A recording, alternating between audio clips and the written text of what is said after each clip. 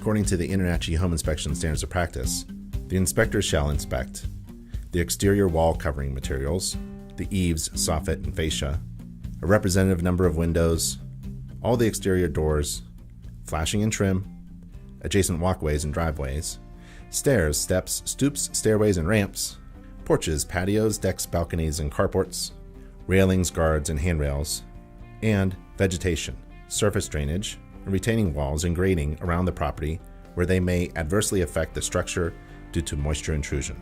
The home inspector also should describe the type of exterior wall covering materials, and the home inspector shall report as a need of correction any improper spacing between intermediate balusters, spindles, and rails. Now we're going to start section 3.2, which is the exterior. It's grounds, exterior of the house, wall cladding, things like that. Just want to point out, you should always look at the boulevard sidewalk. Certain jurisdictions like Denver, it is the homeowner's responsibility to maintain and fix this. So if you have trip hazards, such a thing, the city can tell the homeowner they have to fix it, and it's a pretty expensive problem. You know, coming up the driveway, I would write this driveway up, it's crack settled, trip hazards. It's just not in great shape. As we come into the sidewalk, you know, it looks like they've replaced the porch and part of the sidewalk. That's great. You know, this looks better. Now, downspouts. You know, this is not a great spot for a downspout to discharge. North side of the house, going to be cold. It would have been better if they'd changed the slope and discharged it over there. I would mention to my clients, you know, this is just going to kind of keep this area icy. This sidewalk could definitely become a slip hazard in the summer or the winter. Okay, there's our gas meter. We have brick veneer cladding, and then we have a fibrous siding. You are required to put that in the report. We're required to talk and report on the condition. Now, when we were on the roof, I talked about venting, and I could see somebody had added soffit vents. That might be an indication that we had some ice damming, things like that going on, so we saw a little of that scalloping on the roof. So those weren't original, so I know somebody's added them. The porch looks good. Grading looks pretty good. I would write up the window well for a water-resistant load-bearing cover for safety, because that's a pretty big fall. We'd also measure it to see if it needs a ladder. Here we have an outside hose faucet, and it looks like we have a tie-in for maybe a sprinkler system. You know, this outside hose faucet, there's no caulking, there's no separation, so this copper line is in direct contact with the brick. It's not loose. This is also not a freeze-proof, so I would definitely put a note about that so they shut it off in the winter so it doesn't split and freeze.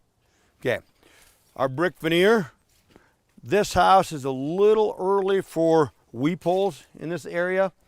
Typically now we want to see a weep hole every 33 inches, but in 1971 they were not doing that here. So, little bit of cracking.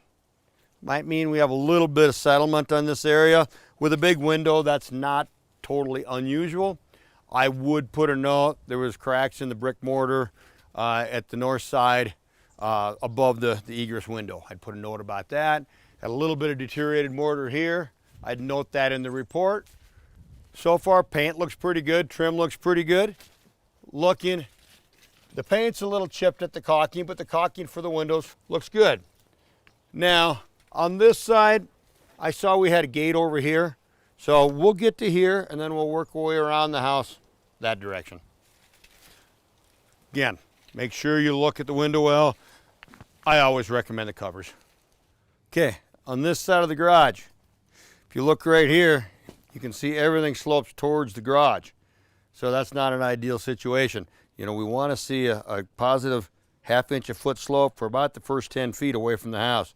So eventually this can cause problems. You know, the good news is it's a garage, so we have a slab right there. If there's a house, a lot of times we'd see a bowed foundation wall there. And then over here, the soil's too high at the siding at the garage.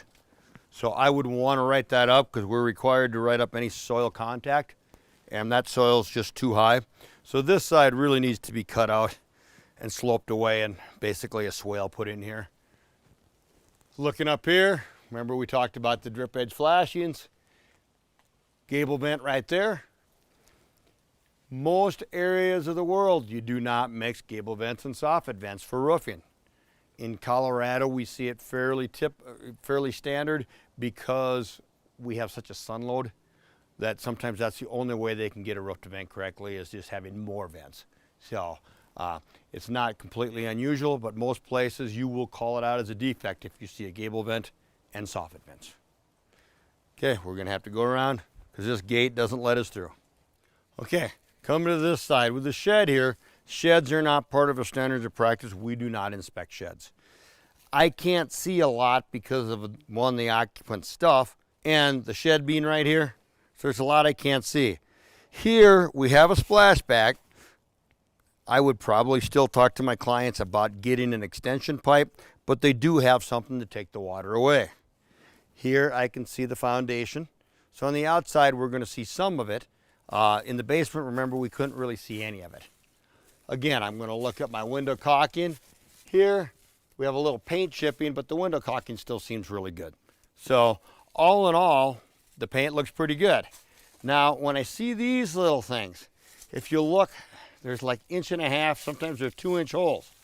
What that tells me is at some point, somebody drilled holes in this siding, and usually they blew insulation. So in 1971, we didn't have exterior wall insulation. Somebody's added it now.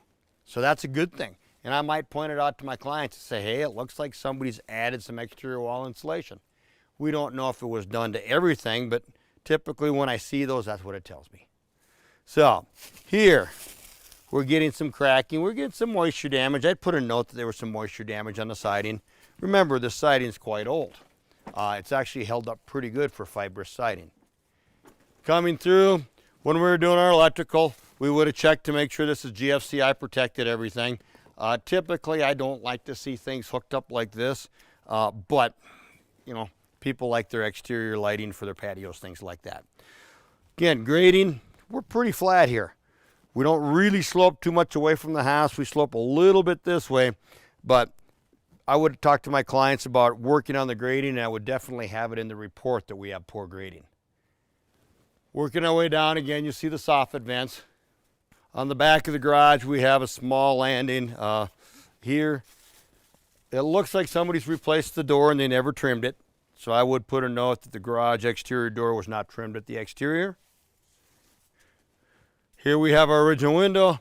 And again, now with the occupant's belongings, so I'd have a note on this, you know, portions of the exterior were not visible due to the occupant's belongings. Back here, fences are not part of a standards of practice. We are not required to inspect fences.